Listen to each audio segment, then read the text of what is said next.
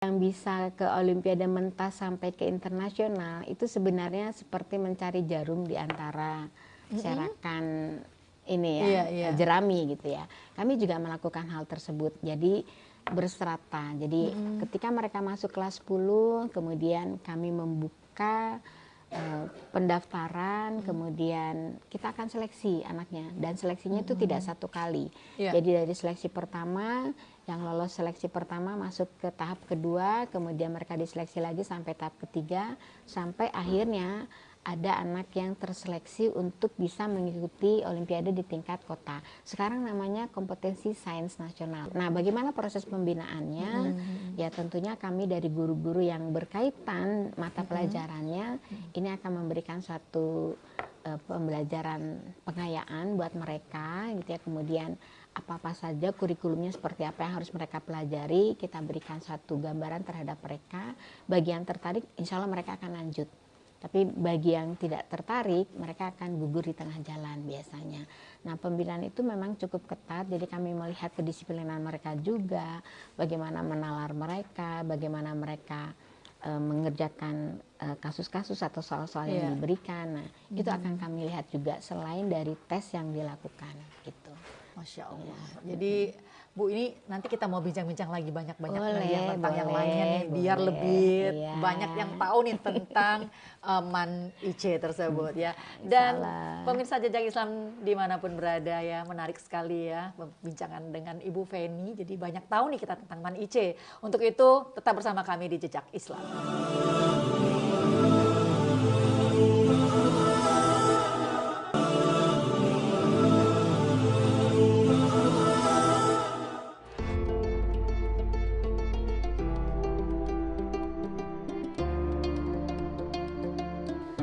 Nah, pemirsa Jejak Islam, tadi kan sudah berbicara banyak nih dengan pengajar yang ada di MAN Insan Cendekia Serpong.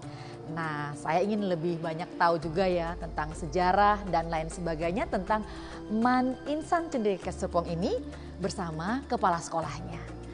Kepala sekolahnya kan ada di sana ruangannya. Nah, kita menuju ke sana ya.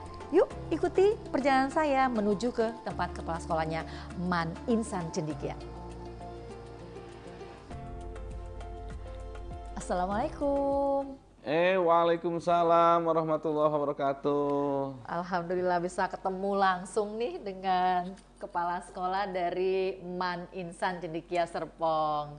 Ya, apa kabarnya nih Pak Basit? Alhamdulillah Ibu, kabar baik. Pak, tadi kan sudah berbincang nih ya saya dengan Ibu Feni ya di perpustakaan juga tadi, dan ada beberapa yang sudah dibahas nih Pak Basit. Tapi hari ini saya ingin berbicara lagi mengenai membahas tentang sejarahnya ini, Pak Basit. Ya, siap nih Pak Basit ya? Siap, siap selalu ya, bismillah. Ya, Pak, MAN Insan Cendekia ini kan banyak yang sudah kenal. Dan salah satu sekolah unggulan terbaik di Indonesia ya Pak ya. Nah, ingin tahu juga nih sejarah. Ini berdirinya nih dulu prosesnya seperti apa ya Pak Basit? Ya, silakan Pak Basit. Oke, terima kasih. MAN Insan Cendekia Serpong berdiri tahun 1996. Diinisiasi oleh BPPT di bawah naungan Kemristek ya. Menristek kalau dulu. Menristek ya. Dulu Pak Menterinya adalah tentu mantan Presiden kita almarhum. Kami menyebutnya almarhum Yang Habibie. Profesor Dr. Engineer Habibie. Ya, bagi kami orang-orang Insan Cendekia memanggil beliau adalah Yang Habibie. Insya Allah, jadi sebutan khusus ya? Ya, jadi 96 didirikan melalui BPPT, kemudian berproses dalam perjalanannya, kemudian beralih ke Kementerian Agama. Saat ini berarti di bawah naungan Departemen Agama? Ya, saat ini di bawah naungan Kementerian Agama. Kementerian Agama ya, iya. Pak Basit, untuk di MAN IC sendiri cabang ada berapa ya Pak? Apa cukup di sini? Kita bukan cabang ya, karena kita kan negeri. Jadi kalau negeri maka itu berdiri sendiri sebenarnya. Tetapi Kementerian Agama tentu karena MAN Insan Cendekia Serpong ini yang pertama, maka memang hampir semua MAN Insan Cendekia lainnya pasti berkiblat ke kami. Ya. Hari ini ada di 24 provinsi. 24 provinsi. Di Ya. antaranya ada di mana saja ya Pak Basit? Ya, Papua ada. Papua ada? Ya, ada di Sorong, Papua Barat. Iya. Aceh ada. Aceh juga ada. Ada di Aceh Timur. Kemudian Maluku Utara ada. Maluku Utara ada juga. Sulawesi hampir di semua provinsi di Sulawesi ada. Masya Allah. Kalimantan tinggal Kalimantan Utara yang belum ada. Sumatera itu semua provinsi Sumatera Ada ya. ada. Masya Allah. Nah, untuk visinya Man Ica sendiri itu apa nih Pak Basit? Ya, visi Manisan Cendekia Serpong terwujudnya sumber daya manusia yang berkualitas tinggi dalam keimanan dan ketakwaan dan ilmu pengetahuan dan teknologi serta mengaktualisasikan ke dalam masyarakat. Iya, mantap banget ya. Oh iya.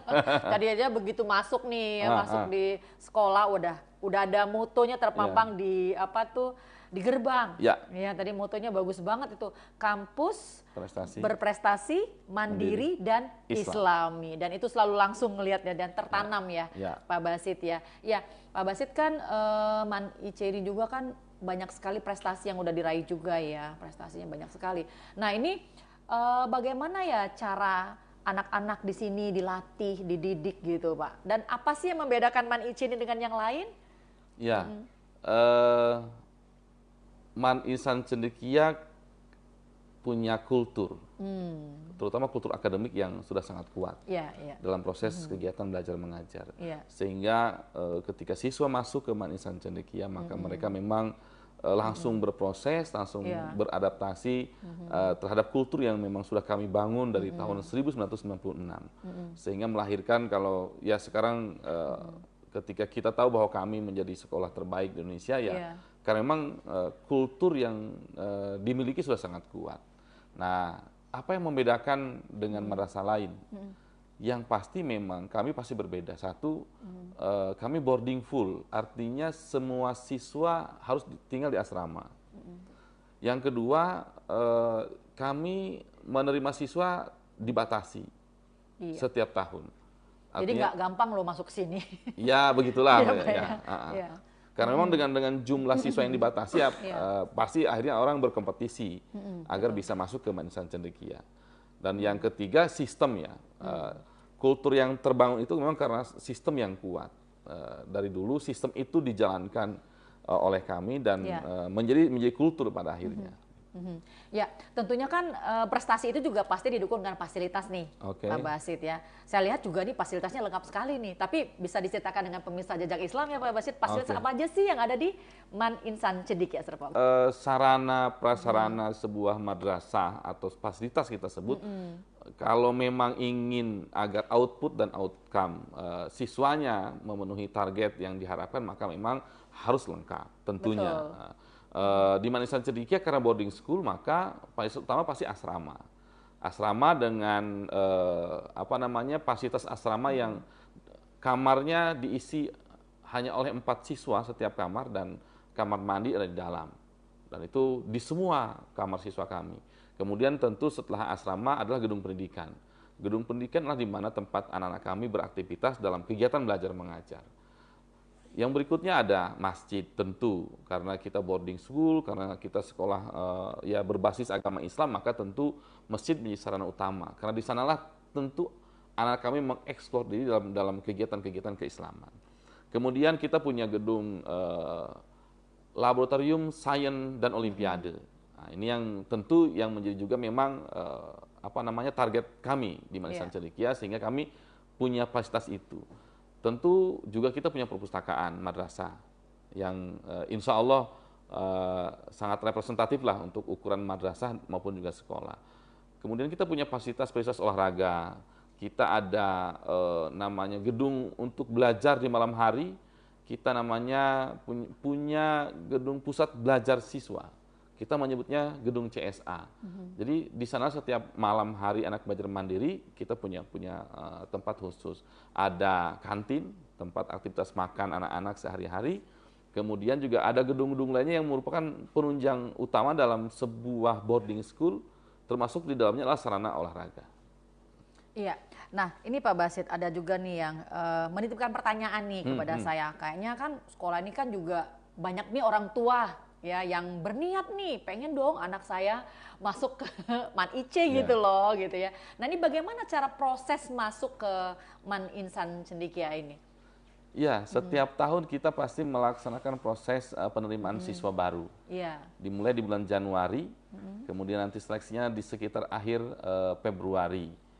Prosesnya tentu berpedoman kepada Juknis yang dikeluarkan oleh Direktur Jenderal Pendidikan Islam Kementerian Agama Republik Indonesia. Jadi rekrutmen siswa MAN Insan Cendekia itu dikelola langsung oleh Direktur Jenderal Pendidikan Islam Kementerian Agama Republik Indonesia. Jadi bukan dari sekolah ya? Bukan. Baik, itu jumlah rata-rata? Yang daftar banyak ya? Yang daftar setiap tahun di kisaran 3.000 sampai 3.500. Nah yang diterima? 140. Masya Allah. Ya udah bayangin sendiri deh. Ya, jadi nggak banyak yang bisa terima. Itu pasti udah seleksi unggulan ya. Pak Basit menarik sekali nih, banyak informasi yang dia dapat ya. Tapi kita pengen juga nih ngelihat sekolah, tempat belajar siswanya ya Pak Basit ya. Oke siap, ayo. Ya. Dan pemirsa jangan kemana-mana ya, kami akan melihat-lihat sambil berdiskusi lagi, berbicara lagi, nanti berbincang mengetahui lebih banyak lagi tentang MAN IC bersama kepala sekolahnya yaitu Bapak Abdul Basit.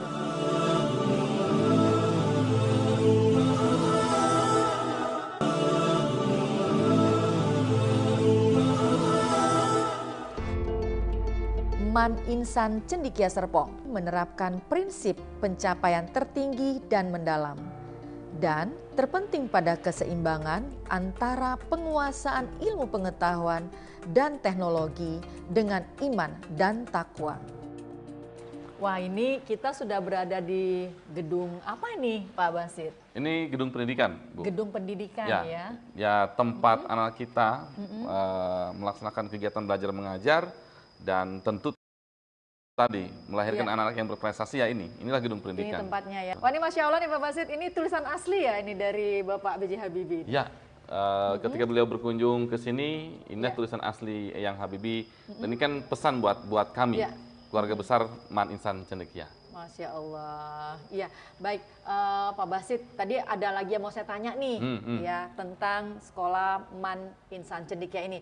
Untuk prestasi nih, tadi kan saya lihat tuh piala banyak banget ya. Nah ini bidang apa saja nih Pak prestasi-prestasi yang sudah dicapai dari MAN Insan Cendekia? Ya, fokus kami kan di akademik, Bu. Jadi memang kalau ditanya prestasi apa saja, pasti prestasi kami selalu akademik. Maka target kami perguruan tinggi negeri terbaik atau favorit, olimpiade. Kemudian juga secara kelembagaan, 2 tahun ini kami juga mendapatkan beberapa prestasi yang menurut kami cukup luar biasa. Satu, kami mendapatkan anugerah dari Kementerian Kemenpan RB. Itu adalah sebagai satuan kerja yang wilayah bebas dari korupsi. Yang kedua, terakhir 2022, kami mendapatkan penghargaan dari Perpustakaan Nasional sebagai sekolah rujukan untuk akreditasi perpustakaan. Dan satu-satunya sekolah dan madrasah se-Indonesia. Masya Allah ya. Nah Pak, untuk yang akan datang nih, target yang ingin dicapai oleh MAN IC sendiri, apa sih Pak target yang akan dicapai lagi? Ya, next ada mimpi kami bahwa anak-anak kami tidak hanya tembus di perguruan tinggi negeri favorit di Indonesia, juga internasional. Hari ini ada, tetapi memang belum signifikan. Next kami punya target di tahun-tahun yang akan datang, siswa-siswi kami itu bisa kuliah di perguruan tinggi favorit di luar negeri. Masya Allah. Dan ini udah berapa persen ya? 95% ya untuk masuk ke berbagai perguruan tinggi favorit yang ada di Indonesia ya. Ini prestasi yang sangat luar biasa loh Pak Basit ya. Ya Pak Basit, terima kasih banyak loh Pak Basit udah nemanin saya di Jejak Islam kali ini. Dan ada yang ingin disampaikan dengan Jejak Islam ini untuk pemirsanya, Pak Basit silakan. Ya, saya kira Jejak Islami tontonan yang sangat menarik buat kita semua. Bagaimana kita bisa melihat perjalanan tentu sejarah-sejarah di berbagai tempat di Indonesia. Ya, termasuknya ada salah satunya di MAN Insan Cendekia yang ada di Serpong ini. Ya, makasih banyak ya Pak Basit. Saya mau melihat-lihat lagi yang lain mumpung saya berada di sini. Jadi saya tidak ingin ingin banget memanfaatkan waktu yang kesempatan yang ada di sini. Terima kasih banyak Pak Basit. Sama-sama. Ya, mari.